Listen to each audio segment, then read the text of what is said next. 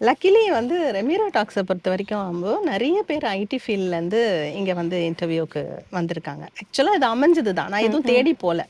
அவங்க எல்லாரும் எனக்கு ஃப்ரெண்ட்ஸ் அப்படி தான் வந்தது. பட் அவங்க எல்லாருமே சொல்கிற உங்களை மாதிரி தான் நிறைய விஷயங்கள் வந்து அந்த டிசிஷன் எடுத்துட்டு அதில் இருந்து வெளியில் வர்றவங்களும் இருக்காங்க. அதில் இருந்துக்கிட்டே பல விஷயங்கள் வந்து பண்ண முடியும்.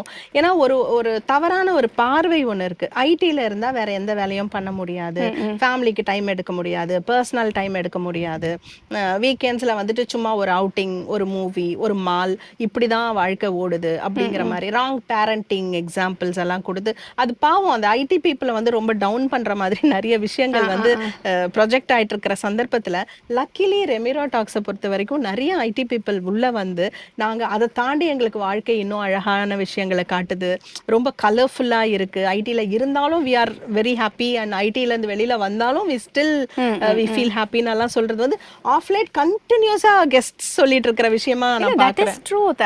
அஃப்கோர்ஸ்